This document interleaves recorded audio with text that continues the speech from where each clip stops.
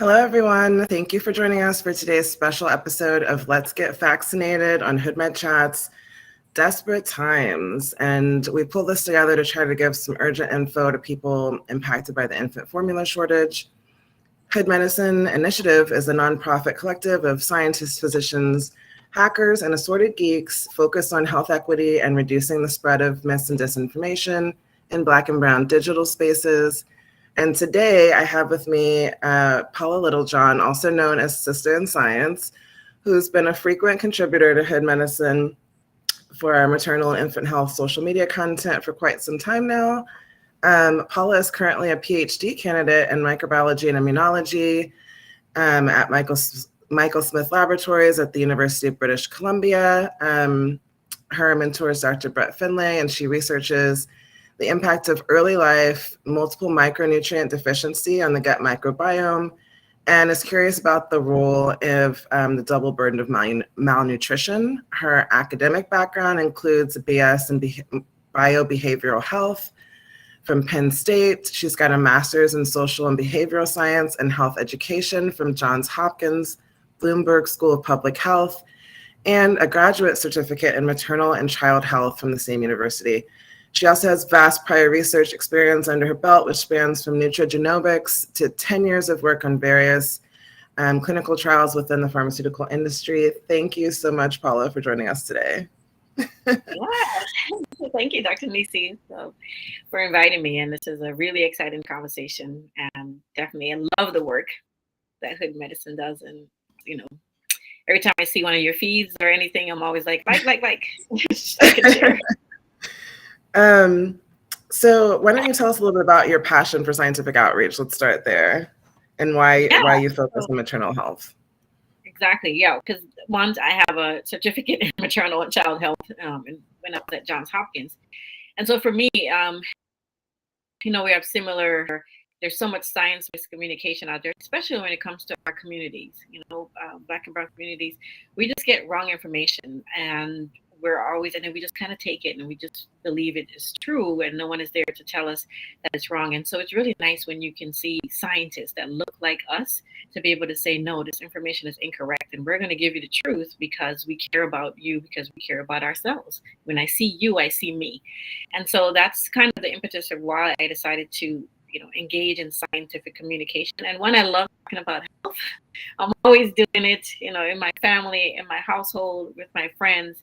And so it was sort of natural to just kind of take it to the media space. So today you are here to talk to us about the infant formula shortage in the U.S. For a little background for you guys, basically there was a recall, and since we love monopolies here and robber barons and everything else, the problem is there actually aren't enough manufacturers to meet the demand, because these companies operate with like relatively small number of factories for production efficiency, and they keep their costs low, which at a time like this creates a huge backlog for production. There's also a few companies that control the entire industry. It is a multi-billion-dollar industry. It's dominated by a handful of firms. In the US, there's only 4 that control about 90% of the market. And that includes Abbott, which is the company whose formula was recalled, causing the issue in the first place. So firstly, I guess what's needed is obviously more diversity in terms of the overall supply chain, perhaps even opening the door for imports of formula supplies as well, which we don't currently accept here. And then about half of all of the formula that's sold here goes through the USDA through the WIC program, which is a special supplemental nutrition program for women, infants, and children. We'll get into how to tap into those resources to find help in your location later, and also in the pre-recorded conversation we're going to share with you in a bit. As a quick update, the FDA has allowed Abbott to start manufacturing again. But of course, that run up to production and subsequent inspection of that first run may still cause a delay before we see cans on the shelf again. So what we wanted to do today was just to provide some information, whatever we can, to try to help people get by in these next couple of weeks while they are waiting for the U.S. to resolve this crisis. So Paula, let's hear from you on like, why has this had such a devastating impact on our communities?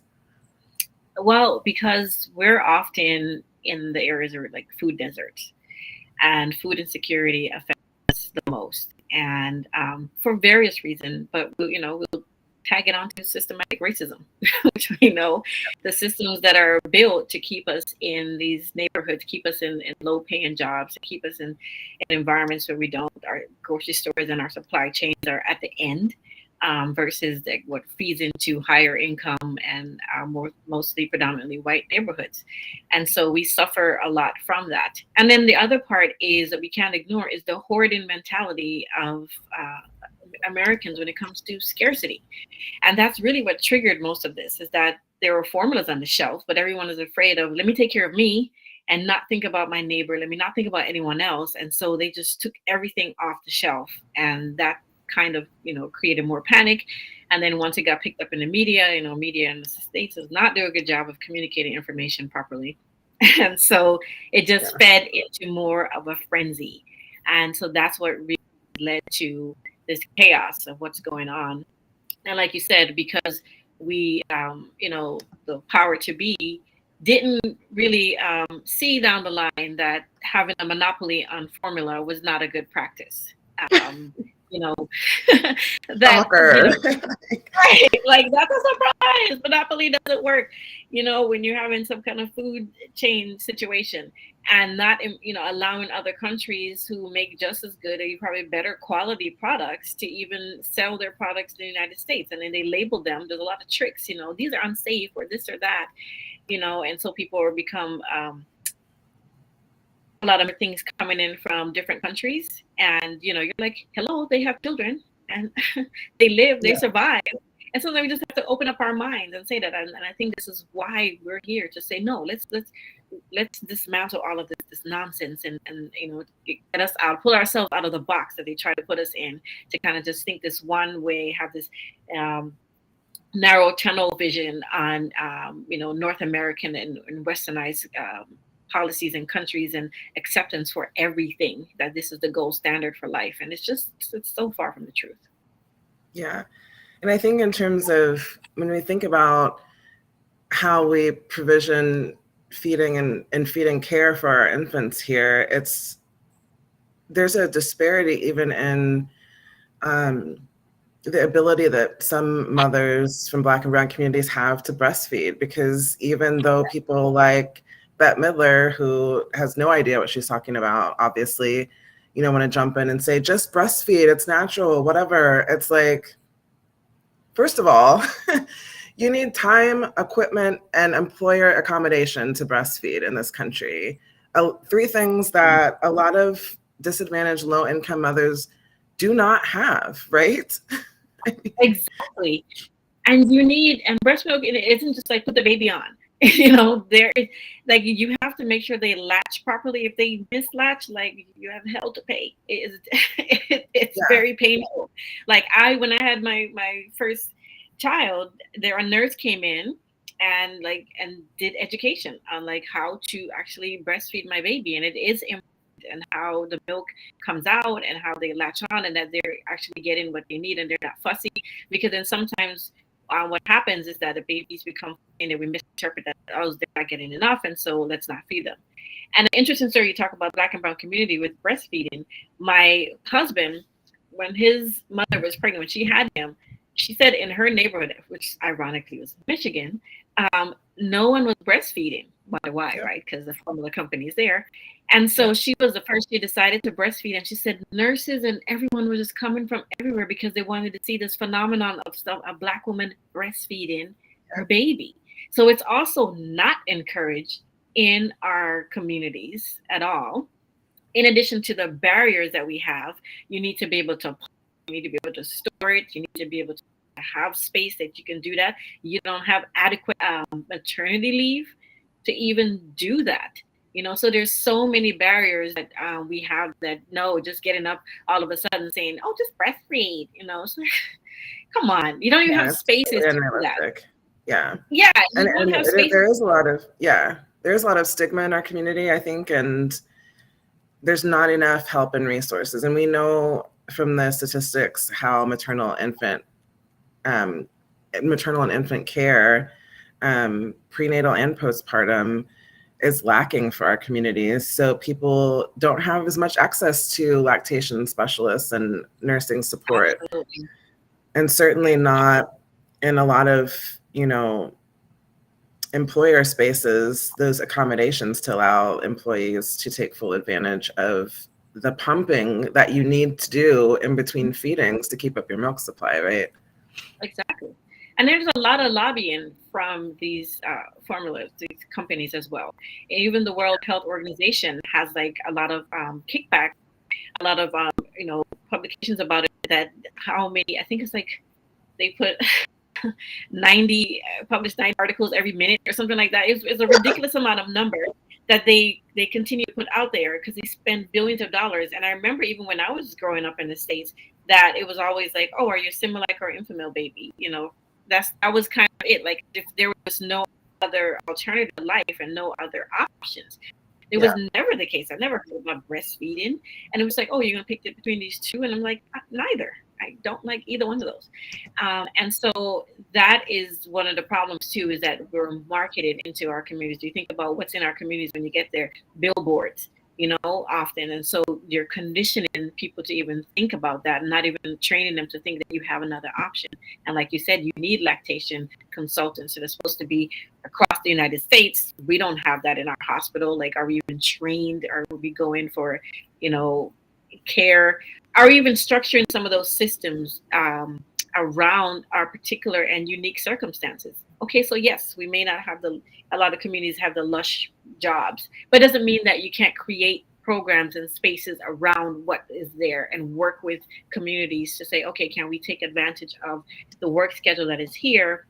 How can we build things close by certain jobs so that the mom can just run across the street and do something, and we have a fridge so you can pump, write your name on it, and you have your little stock there. You can just take it on your way home. So there are a lot of ways that you can do this in the United States, and there's money to do this. It's just that the care and the interest is not there, and that's the honest truth. And we know that because just this week we had Louisiana Senator, is he governor, trash person, whatever his name is, Bill Cassidy, who decided to let everyone know that, their maternal death rates would, be great if we just count out Black women, for whatever reason. Our maternal death rate. What does that mean? Ruining the numbers. It's just like, let me tell you what the parameter. I don't, because I guess I'm just not an idiot. So I don't know how to even wrap my brain around why that would make sense. So there is maternal death. Like, he says, and I quote, if you correct our population for race, we're not as much of an outlier as it otherwise appear. And here's the thing.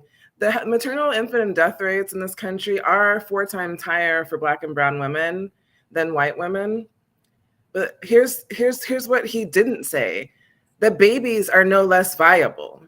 Exactly. I'm gonna let that hang in the air for a minute. The babies are no less viable. There's only one difference there. And that's the doctors and the care that they get and the access to the care that they get. And he knows that. He's a physician. He knows that. They all know it. For anyone from me to Serena Williams can tell you, any Black mother in this country can tell you what it's like to give birth in this system. It's trash. It's a nightmare. I had nightmare birth story. Almost all of us have nightmare birth stories because we're ignored, disbelieved. We get last minute care. Even for me, who is a scientist, I talk the talk, I walk the walk. I can let you know exactly. I understand all the Latin, everything. I get it. Still, you're ignored until it's too late, until you start bleeding out, and it's just that's the part that they're not saying. He's saying the quiet part out loud, but not the culpability part. Exactly. Yeah. And it's just getting old, and, I'm just tired of this rhetoric, and I'm tired of people not caring. And this is why, like hood medicine is important, because we have to start caring. We have to let people know that we care and that we matter and that we are humans And we're not, second class citizens or second class humans, or we're not cattle and all these things that they've tried to label us with over the years. And we're not more, we don't take pain better, and we can just drop a baby out of our, tutu and keep on going as if we're a giraffe or something like that. No, we are not that. And for all the moms listening, you are human, and you deserve to be treated with respect, dignity, and care from the medical system, because they took an oath. They took an oath. And they're supposed to honor, do no harm. And they're supposed to honor that oath and care for you. And if you can, because it seems like, if you have someone else in the room with you, or you have, your care level will go up, have your advocate. For every chance that you get, have an advocate with you in your birthing spaces, and look for, this time we may have to go back to my in Canada, I had a midwife, and she was Black.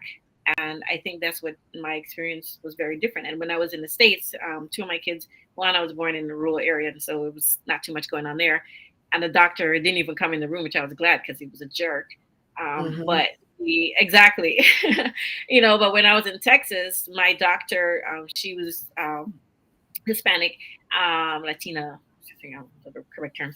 And so she knew of all these things. And so she was very, caring. Like, they would take pictures of you every time you came in to make sure, like, are you gaining too much weight? She would ask you what you're eating, like everything.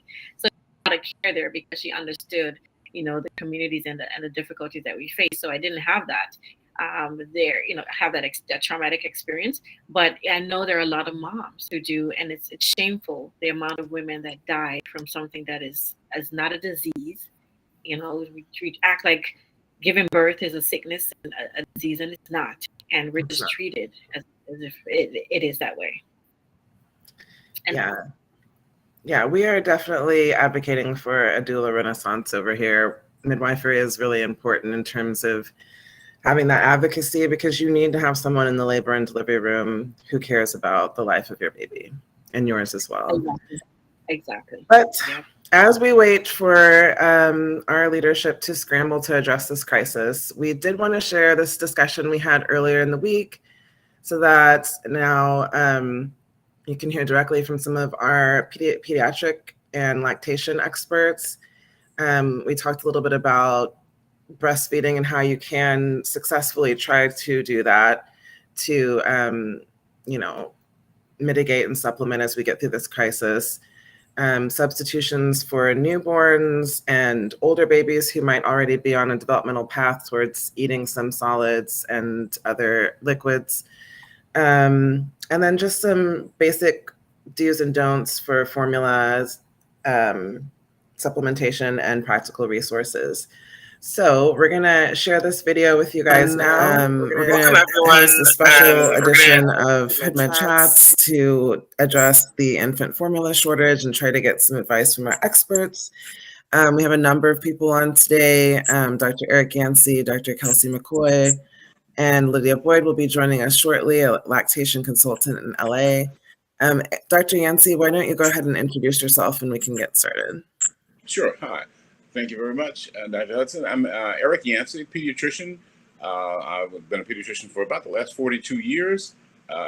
Private practice here in the city of Indianapolis, serving a large number of children of all persuasions. But my office is located in an inner city area, and I'm just trying to make it through every day at a time. Welcome. Thank you for joining us. Dr. McCoy. Hi, I'm Dr. Kelsey McCoy. I'm a pediatrician in Los Angeles, California. I work at a county hospital serving underserved populations in Sylmar. And I'm happy to be involved. Thank you for inviting me. Thank you for joining us on such short notice. So I guess I wanted to start with you, Dr. Yancey. Essentially, we know that, we're currently in the midst of this sort of infant formula shortage due to the impacts of ongoing pandemic and the recent Abbott recall of certain like powdered infant formula. And so the supply chain disruptions have affected, all consumers across the US. And we know that parents and caregivers might be looking to figure out what they can do in the meantime. And so I wanted to start with you and to just have you maybe give our listeners an idea of, let's start with firstly, like, what can we do? Let's start there. Well, I think that one of the tenets of what we really have to look at is in this situation, try not to do any harm. I think that is going to be one of the first things. The old primum notus nocerne, whatever, the Latin for first do no harm. So we do have this shortage, so we have to look at what can we do in the short term to try to get through this. We're looking at maybe a few weeks, hopefully not much longer than that. But we don't want to do things that are going to be detrimental to young developing brains and hearts and kidneys that could have long-term consequences. So I think that one of the first things, and I'm sure that our lactation consultant will get to that, we certainly want to encourage breastfeeding. She'll go through all of the situations related to that, but there's nothing healthier than that. So if you're considering breastfeeding for your newborn, definitely do continue considering it, because that's the healthiest way to go. But now with the shortage, we're going to find a lot of things, a lot of recommendations. But some years ago, back in the 60s, there were a lot of formulas being fed to babies. And so many times people will say, well, they drank this stuff back in the 60s and everybody seems to be okay. Well, the problem is that everybody wasn't really okay. We found out there were various deficiencies in those. There was chloride deficiencies. There were certain amounts of protein imbalances with some of the carbohydrates used. And so we've had much better ways of coming up with formulas now than at that point that are much healthier for infants. So the first thing, if you're talking about a baby in the first 3 to 4 months of life, we got to try everything we can to get some of the proprietary formula that's approved and been actually developed in a way that's healthy to babies. And that is going to, if the big superstores don't have it on the shelves, then you got to look in surrounding areas, smaller communities, smaller drugstores, see who may have some stores at their houses that's not expired, of course, that we can actually use that way. So we really have to kind of focus on that, on the ones between the 0 and 3 or 4 months of age. And if you're able to call food pantries, things like that, that also would help. We want to stay away from a lot of the build it at home type remedies, because some of them have chemicals in them that the baby shouldn't have, or they're not balanced. Proteins are off, fats are off, and those can cause, they don't always cause, but they can cause serious health issues for the children. After 6 months, if you're absolutely unable to find anything, then you got to talk to your pediatrician to see what kind of substitute they would want to use there. Sometimes we've had to go with certain amounts of cow's milk with iron added, because it's very iron deficient, and we know that's one of the major causes there, one of the major problems with that. But that would be a very short-term situation. We don't recommend that over long-term at all. But if you can't find anything, talk to the pediatrician. You may have to go with some more of that. But I would say, and do everything possible in that first 3 to 4 months to try to come up with an approved commercial formula that has been constructed in a way that's healthier to babies. Thank you. And Lydia, as Dr. Yancey mentioned, obviously for some parents, they're recommending, the Health and Hospital Service, for example, is recommending to breastfeed exclusively if at all possible. But can you talk a little bit about women who may not have been breastfeeding or stopped breastfeeding? Like, how easy is that to restart your production?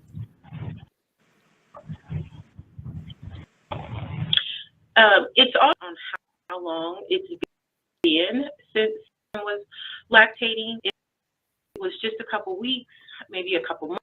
We kind of recharge that milk supply, but it may take a minute to be able to see any kind of production. Also, in some cases, not see any milk production. It's been too long. Depends on the person, what they have going on, and then if someone is just trying to put the baby back to the breast, and there was already an issue, then we need to be open to using something else. We may need to use hand expression in combination with a mechanical pump, whether it's a manual pump or electric pump. In an ideal situation, we would have a baby that doesn't have any kind of herb, and then we can also use electric pump to some hand expression. But that's not for everyone. That's not available or accessible to everyone. We definitely conversation with a lactation professional to check in the history. Mm-hmm. And Dr. McCoy, one of the other recommendations that we've seen is that, you might have friends, let's say, that have frozen breast milk supplies that maybe they're not using anymore. Can you talk a little bit about the safety aspect there? Obviously, shared nursing is something that's been happening since the dawn of time, with nursemaids, et cetera. And there's obviously banks that have breast milk available currently, but without being able to go to a bank and know that milk has been tested and the sterility, et cetera. Can you talk to us a little bit about how safe it is to borrow breast milk from other lactating moms? Yeah, great question. So I think there's a couple things to be aware of with breast milk that you're getting from someone else, and that is, one, did they collect it in a sterile and safe way and store it properly? I'd like to echo what Dr. Yancey was sort of mentioning earlier. Safety is one of the biggest things that we want to care about. And just like sort of formulas and things that are maybe not produced, at factories or in a regulated way, there's risks for infection and also potentially contamination of breast milk as much as there is for formula. Additionally, there's some transmissible infections such as HIV or hepatitis B that can be transmitted in breast milk.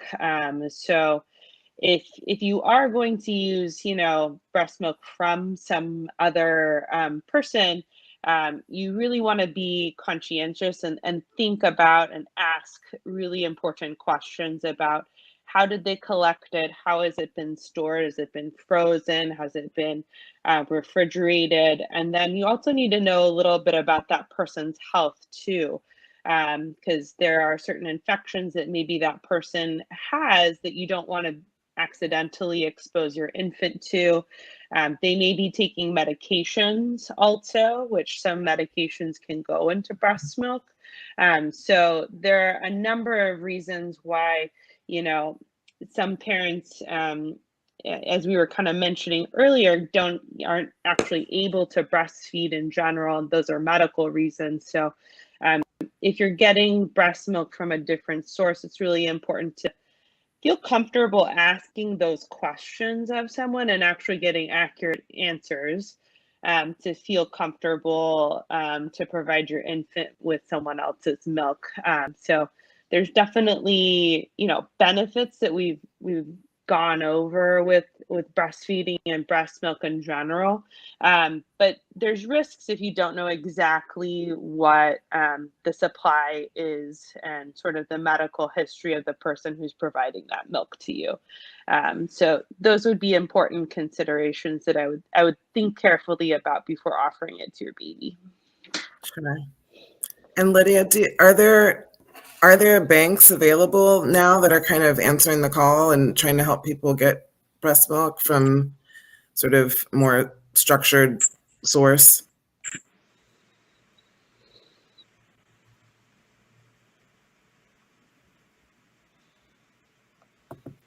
I think your mic might be muted, actually, or... Sorry about that. I was muted. Oh, okay.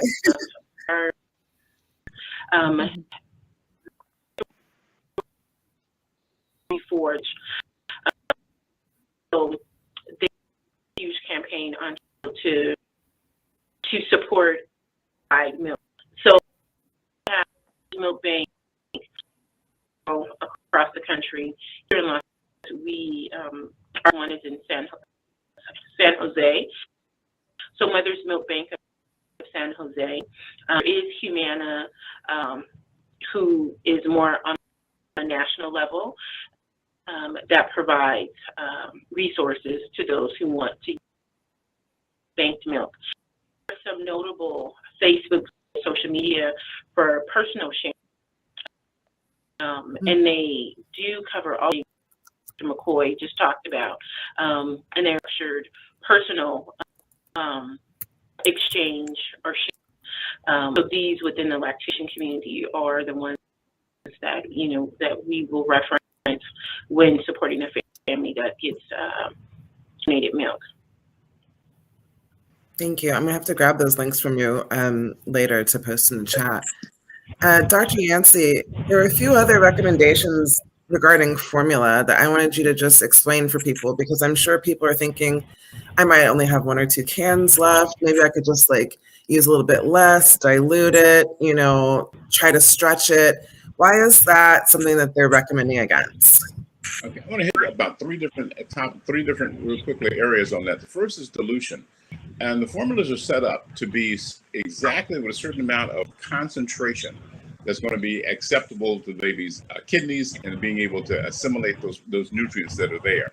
So when you dilute it, you actually increase the water content, and that can actually lead to a certain amount of brain swelling. It can lead to electrolyte imbalances in the baby, and that can be disastrous. So we don't recommend that as one of those reasons. They're going to be per ounce less calories going in. So diluting is not a good option by any means.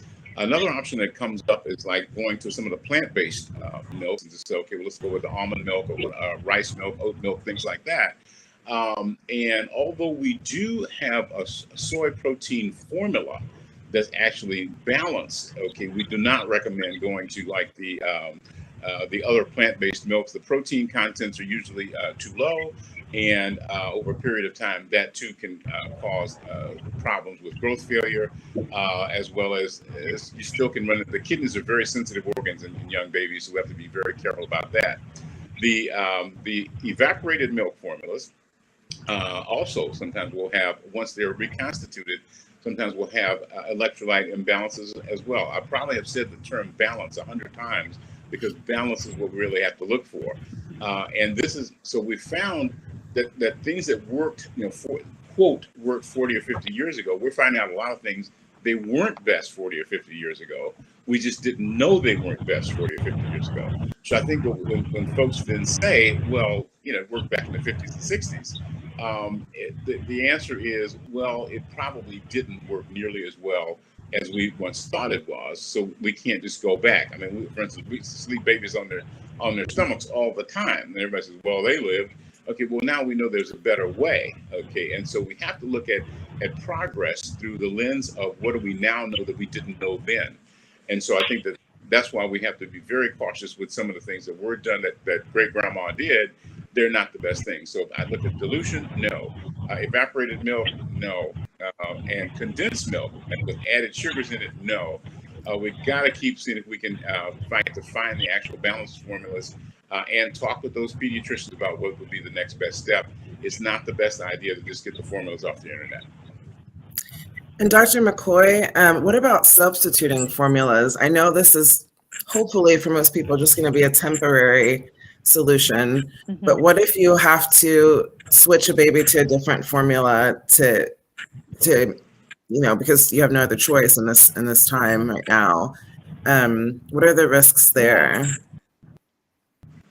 That's a really good question. I've actually had a number of my families that have asked me this question recently because they've not been able to find the particular brand that their infant is taking. So one thing that's very reassuring, is that all infant formulas that are on the market, that are available, are really tightly regulated, like we've been talking about. So they are nutritionally equivalent to each other. So it is actually okay if you are taking Enfamil for your baby, for example, but you need to switch to, say, a Similac or something like that, or vice versa for a short period of time. You can feel comfortable in the fact that your baby will still be getting the correct amounts of proteins and carbohydrates and minerals and things that the prior formula you were on was giving.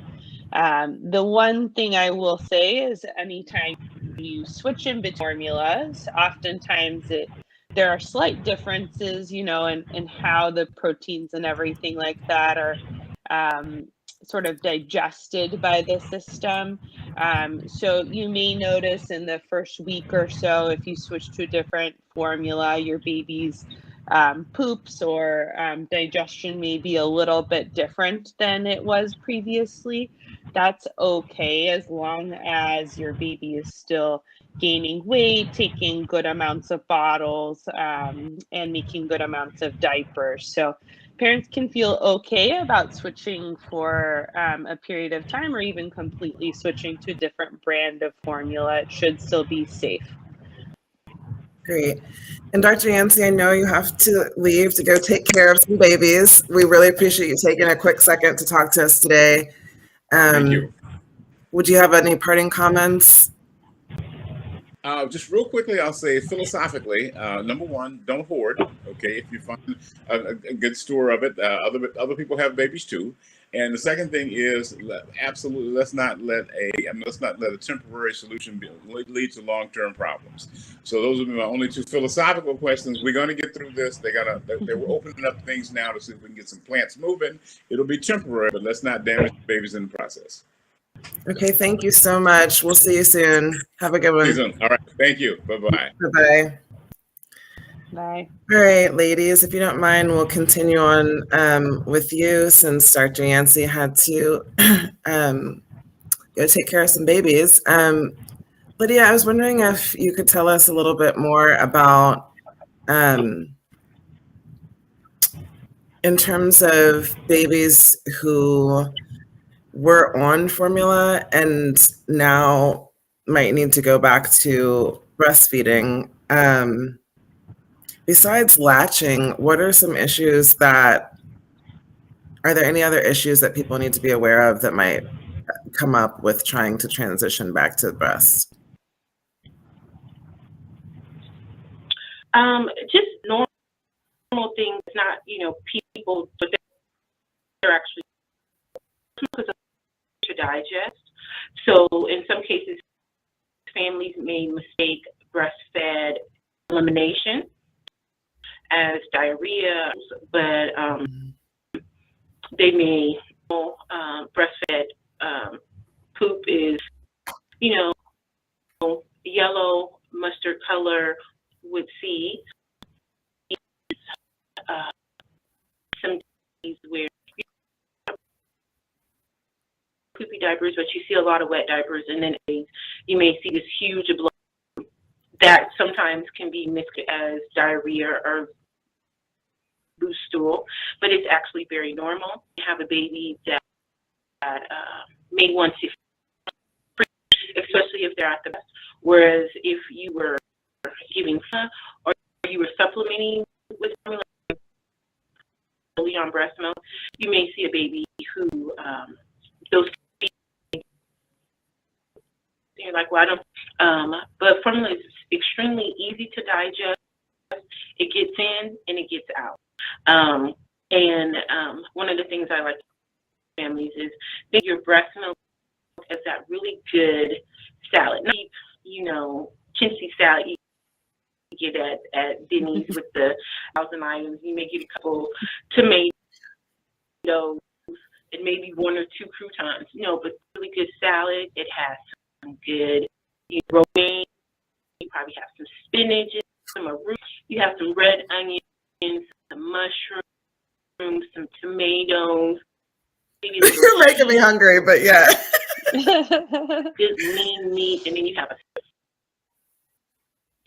nice pepper. And a piece of good bread. So that will fill you up, but it's not going to stay with you a long time, right? Because it's high nutrients, so it gets in, it doesn't eat, it leaves because it does down. So you're going to be hungry again, and that's normal. Nothing wrong with that. And so that's the food that we want. But just see that there's a little bit of difference on how the baby responds. And so, but you mentioned earlier about how it might be hard to kickstart your production again. So do you recommend for people, in light of the fact that the baby might need to be fed more often, or might, it goes through them rather quickly, what do you recommend? Like, should people pump a lot in between if they can? Should they try to feed more often to kickstart that production? Yeah, for those who have breastfed and we're relactating or moving away from giving as much formula, and so we're having to use our breast more. First thing, move milk more often. The decision is 2 weeks. Decision and start measuring our milk supply. And in that 2 weeks, you may see progression of your increase. This is when you start to, baby will want to feed more.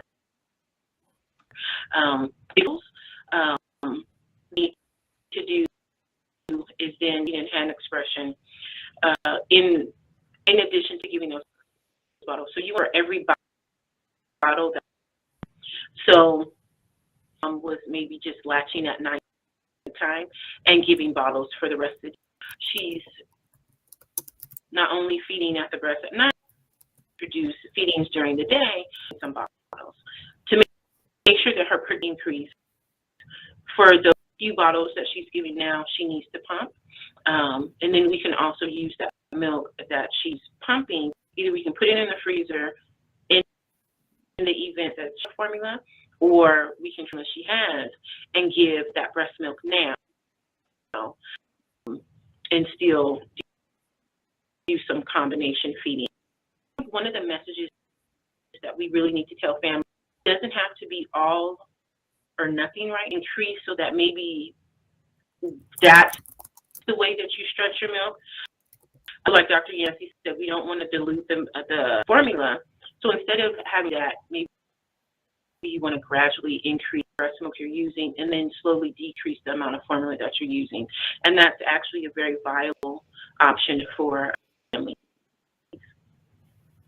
Thank you. Dr. McCoy, I know we've talked a lot about younger infants, newborn to 3 months. What about 3 to 6, 6 to 12? What about those infants who may have already started to become introduced to solids, maybe some juice, some cereal in the bottle? What are the ways they can try to supplement with the formula shortage? Yeah, great question. So it depends a little bit on the age of your infant. I still, would emphasize to families that breast milk or formula is the really supportive for nutrition still in those older infants, and we don't recommend going to cow's milk before the age of 1 year old. But in those babies that are older, say 6 months and upwards, you're really in that window where you are starting to increase solid foods in a gradual manner. And if you are especially in that 9 months and up age group, those babies are really getting to hopefully eating more table foods, really increase their solid food nutrition as a way to kind of offset your need for formula. And that's actually developmentally really appropriate. Foods that are high in calories will also keep them, a little bit full longer and also support their overall nutrition. if you want to give them things that'll last a little bit longer, like peanut butter or maybe some scrambled eggs or like avocado or these types of foods that are really nutritionally rich, but have higher calories and make your baby fuller longer, are a great option to start introducing into their diet. And you can aim for, 2 or 3 little meals a day, whatever the family is already eating, and then paying attention to texture. If your baby is able to handle stuff that has a little bit more texture to it, and maybe they're starting to have teeth and they can actually chew food a little bit more, you may be able to give them a slightly higher amount of solid foods, and that would be fine. But still, I recommend infants, even in that older age group, to still offer them some formula or breast milk as part of their balanced diet.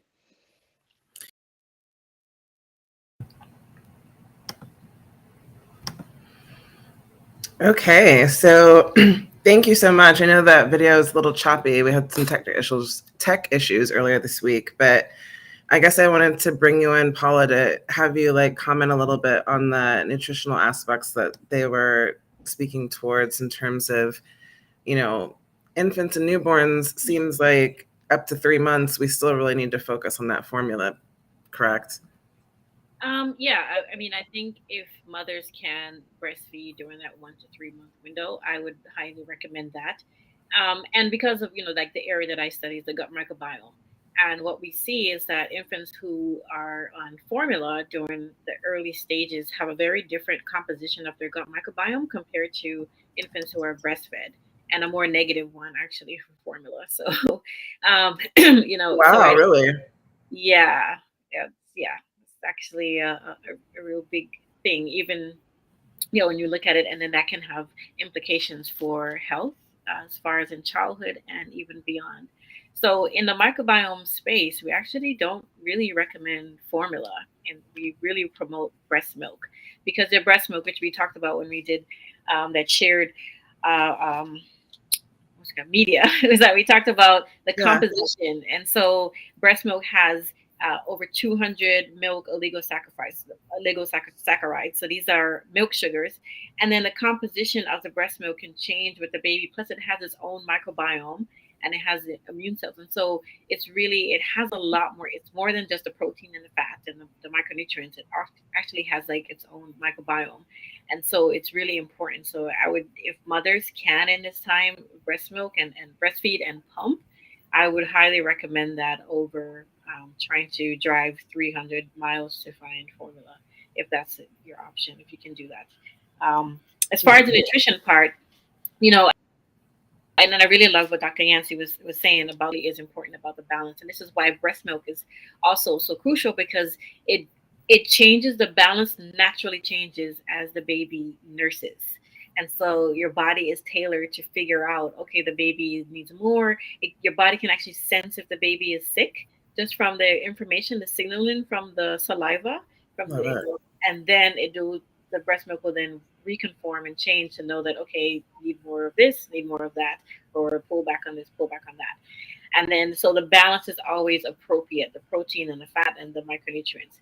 One of the areas I think that I'm concerned about for infants during this time is not having micronutrients. And just like Dr. Yancey was saying about the developing kidneys and liver, I'm worried about the developing the brain, the gut microbiome. Micronutrients are crucial during the first 1,000 days. So this is the first from conception to the first 2 years of life. During that stage, the micronutrients play a huge role in programming so many aspects of our bodies, not just our liver and kidney, but also your skeletal muscles, the bone, your bone mineral content, like all of those things, the lean tissue mass that you will carry throughout your life. And during that time, if your body doesn't have the right nutrition, it makes certain calculations and adapts and adjusts, because it assumes the environment that I'm in right now is going to be the environment that I face in the long term. And so then it makes some metabolic calculations and then begins to change things. And then it might defer things like linear growth. This is why you see growth failure when you have protein malnutrition or micronutrient deficiencies, because your body's prioritizing the nutrients to make red blood cells and to other things. So it's like linear growth. Being tall is a luxury. I don't need that. I don't need to be tall, but I need to be alive. I need to have blood. And so it will prioritize nutrients to those critical things and then defer growth and stunting because it assume that it'll catch up. The other part that we see is that when you have this nutritional deprivation early in life, you're fine as long as you're in this what we call nutritional plane. But then if you encounter like a high fat diet later in life, then that's when things get really hairy and your body, that's when non-communicable diseases develop because your body has now been trained to kind of hoard nutrients because it's in survival mode. Everything that comes in, I need to pack away. I need to use things differently. And so when you have this high fat diet now later in life, there's this dietary mismatch. And then that's when we see the disease develop. So right now it's really, really crucial. And this is why it's so heart wrenching that the politicians are being not so accommodating to mothers, because the implications of this is not just for right now in this short period, but it's just implications later in life. And it's even touched back to what Dr. Yancey was saying about, things that we did 40, 50 years ago that we thought was okay. This is what he's referring to, is that these decisions that we made earlier in back in those days that we thought it was good, we then see it manifest as disease, as non-communicable diseases, our hypertension, cardiovascular disease, diabetes. We start seeing that manifestation of that, and then we can link it back to their early life nutritional experiences. Yeah, and I mean, all respect to our elders, because to the ancestors, we definitely did what we had to do. Definitely. To make it work. Yeah, you survived. That was yeah. the thing. So you will survive, and that's your body. Like I said, it's always your body focuses on two things: survival and reproduction. So its main goal is like to reproduce and to stay, alive to do that. So it might say, okay, I can keep you alive for 40 years, and then after that, that's enough time for you to make another couple of you, and then So, but our ancestors did do their best, and there are still a lot of countries, and I don't want to ignore that don't have access to formulas, and they still have to have babies. Now, some of those countries, we do have a high death rate, infant mortality rate, but there are other countries, there are Asian countries that they don't do a lot of formulas. They do different things. So I think one of the things now that we need to be open to, this is an opportunity to begin to talk cross-culturally. What do other countries do? What do other ethnic groups do to feed and nurse and care for their infants during this time? And then we can look back and see, okay, so they've been doing this for generations. Where are they now? What is their health status? And then make some informed decisions. And I think that's an opportunity, something that we should take advantage of right now, that we're just not. And then just really quickly for the older infants, let's say like 6 to 12 months, who might already be on a developmental path towards eating solids, cereals, etc. What can we do there? Yeah, and so that I definitely agree with Dr. McCoy when she's saying about looking at the healthy fats. So your avocado, your eggs, your peanut butter. There's a lot of allergies now, so even just be careful how you introduce that. You can do a little test. So you can start introducing those types of fats that are going to last longer. Adding coconut milk to different things, or coconut oil. Those have very rich, healthy fats. That's actually one thing that I haven't heard come up. It was coconut milk. Yeah. And so those are some options once the baby gets older that you can start introducing. That's going to make them feel fuller because it has high quality fat. And the benefits of that is, even when this is over, don't take them off. Like keep it as part of their regimen, because that's actually going to make them healthier, and it will have better long lasting health benefits than going back to the trash that we typically feed our kids, because of resources. So I think that's one of the things too when I say looking at across cultures, because when I grew up in Jamaica. And so you have all these things around and available. And so you can get avocados, you can get coconut, you can get all these things, and you can easily mash them up and make it part of our food for the babies. And I think that will be something right now that they need to really pump into our communities. Like, if we can't have access to this, can we begin to pump in some of these other natural things that we can now adopt into our regular regimen and not just like a crisis mode fixing things.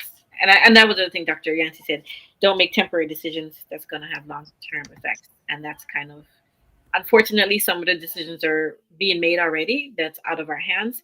But Yeah. whatever lies within our capacity, let's make a high quality one, because they do have long lasting effects. And to that point, I know, some people might be getting somewhat desperate, but we are going to drop in the chat some resources that people can utilize.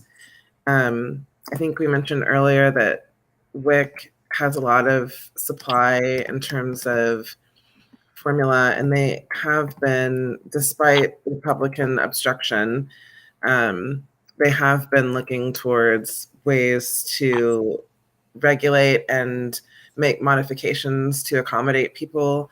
So we're going to drop those links there. There's also the breast milk banks that lactation consultant Lydia was mentioning, and we'll drop the link for that. And then there's WHO that has some breastfeeding resources. Of course, there's 211 with the United Way that you can call to try to get local community resources. And then just kind of thinking outside the box, there's also Baby to Baby, and even Amazon, who they take, EBT and WIC and SNAP for formula shipments, and it's free delivery right now during this crisis as well. And I think one of the things that Lydia shared that may have gotten lost in the feed is that, there's a lot of online groups, like tap into social media. There's a lot of Facebook family groups where communities are working together to help each other, whether it's breast milk supplies or formula supplies. So definitely try to tap in there. Do you have any other suggestions? No, those are really, really great resources. I think the only thing I would add is, to piggyback on Dr. Yancey's comment about hoarding, and I mentioned that earlier. Try not to hoard. I know you think, okay, if I don't get everything off the shelf, my baby might suffer. But just remember, there are other babies out there as well, and they're in the same situation as you are. And then the other thing is to be kind. My goodness. I've seen a lot of, especially, and this is really to the scientific community, when you're putting out information about, especially with this raw milk thing and going on, be kind to mothers. Like, they're struggling right now to figure out how to handle the situation. It's stressful. You have a baby that's fussy, that you're going to probably switch a formula that they haven't had before. And that sometimes the adjustment period is tough, or you're transitioning back to breastfeeding. And like, consultant Lydia said, sometimes that can also be a little bit of a transition period, and the baby might be fussy, they might not be used to it. So there's a lot of things that mothers are going through, and the last thing that they need right now is to feel guilty. The last thing they need is like judgment coming from the scientific community, who just have no sympathy for what they're going through. So be kind. Compassion is free. It's free, and it doesn't cost you anything to just say, I understand mothers are going through. And there's a way you can communicate information, to communicate the dangers without being judgmental and making people feel like trash. And that's one of the things that I think is important to add. Whew. Have we learned that in this life? I'm not really sure if we've learned that at all. I don't know if America is the place for kindness, but right. So yeah. That's why you follow people like Hood Medicine, and then you could get the information without feeling facts. Exactly. Well, Paula, thank you for joining me today. I've really enjoyed having you on and having this chat. I hope that people, learn something from this, and maybe some of the resources we've shared will be helpful. At Hood Medicine, we bring you real talk and mad science so you can make the right decisions to keep your loved ones safe. Please follow us on Facebook, Instagram, Twitter. To support our effort, donate to our cause, and find out about our next events, you can visit our website at hoodmedicine.org, or find us on social media at hood_medicine, Linktree and TikTok, and Hood Medicine Initiative on Facebook. And then you can also support us through our Bonfire merch shop at bonfire.com/store/gorilla gear. Thank you again. Stay safe, get vaccinated, and And join us again next time for HeadMed Chats. Thank you.